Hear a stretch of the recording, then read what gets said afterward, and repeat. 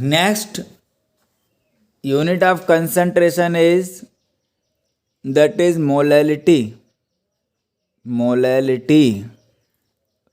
It is denoted by small m. बेटा molality हमारी capital M से डिनोट होती है और मोलैलिटी हमारी स्मॉल m से डिनोट होती है। क्लियर? डेफिनेशन देखते हैं। तो definition, the number of moles of solute, number of moles of solute dissolved per liter,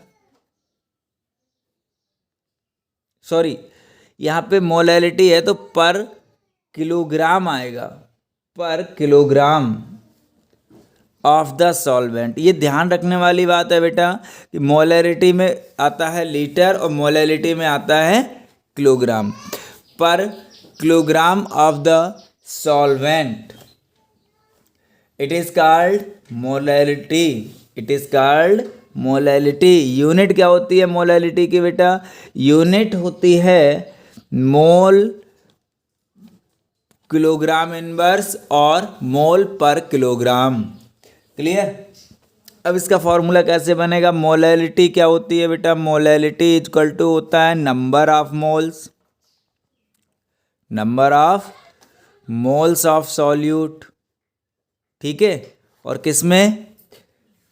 mass of the solvent, mass of the solvent. और सॉल्वेंट का मास बेटा किसमें होना चाहिए? किलोग्राम में होना चाहिए। क्लियर? तो molality denoted by small m equal to number of moles also small n and mass of the solvent equal to capital W। Okay, फिर से वही n इक्वल टू हम क्या लिखेंगे? n इक्वल टू होता है W अपॉन m डैश। तो यहाँ पे वैल्यू लगा लेंगे किसकी? n small m equal to m upon m dash into capital W। Clear? और यहाँ पे अगर इसकी वैल्यू W को हम किस में ले लें?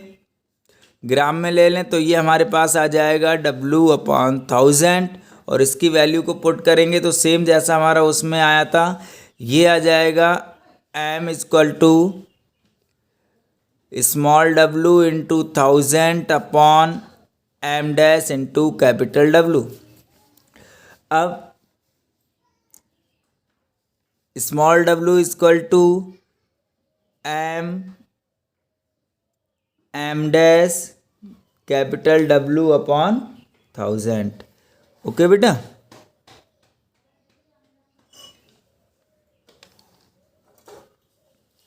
क्लियर? ये क्या है हमारे पास? Small w equal to mass of solute और ये किस में रहेगा? ग्राम में रहेगा। Mass of solute in gram. Clear?